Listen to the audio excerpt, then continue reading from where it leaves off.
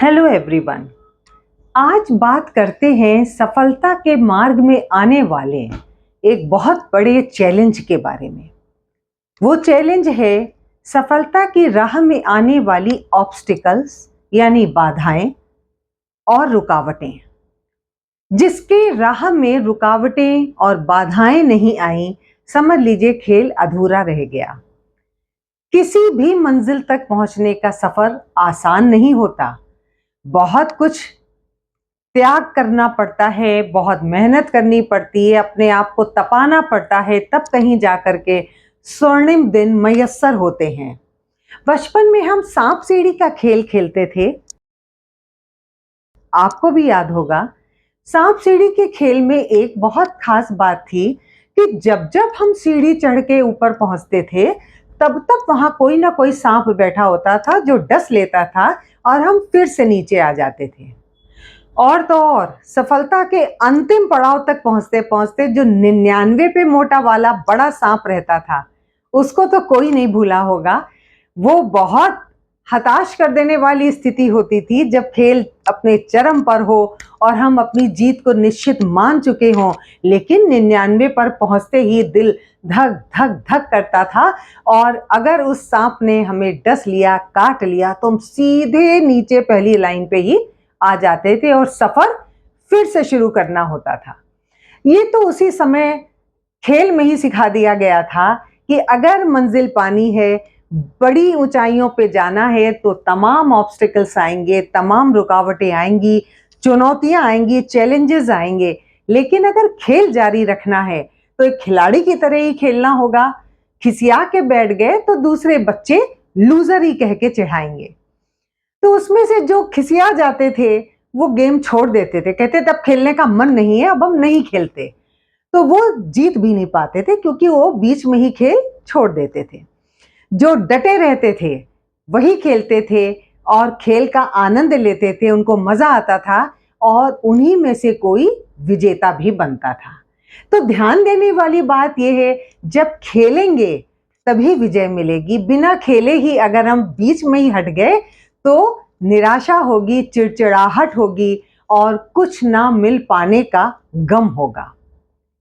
दोस्तों, जब भी किसी ने कुछ भी बड़ा हासिल करने की कोशिश की है, प्रयास किया है, उसको रास्ते में चुनौतियों का सामना जरूर ही करना पड़ा है। ये इतिहास भी गवाह है, हमारी माइथोलॉजी की कहानियां भरी पड़ी हैं। जब ऋषि मुनि हजारों सहस्त्रों वर्षों तक तपस्या करते थे, तो देवता भी उनकी तपस्या से घबरा उठते थे और उसकी परीक्षा लेने के लिए कि इनकी परीक्षा में कितना दम है, वो अनेक प्रकार से आंधी, तूफान और कभी कभी अप्सराओं की सुंदरता का भी सहारा लेते थे।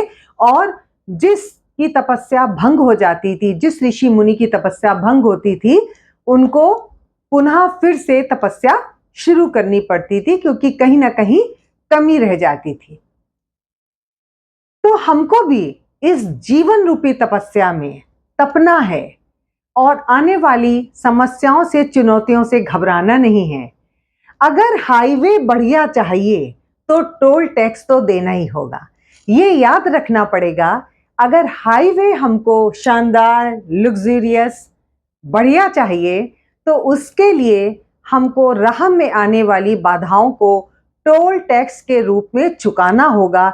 ईश्वर भी हमको तभी कुछ बड़ा प्रदान करते हैं जब हम उसके लिए कुछ चुकाने को तैयार होते हैं। तो इस बात से हमेशा इत्तेफाक रखिए, कुछ बड़ा करने जा रहे हैं तो आसान नहीं है, उसमें बहुत कुछ रुकावट आएगी। हतोत्साहित मत होइए, अपने लक्ष्य की तरफ बढ़ते रहिए।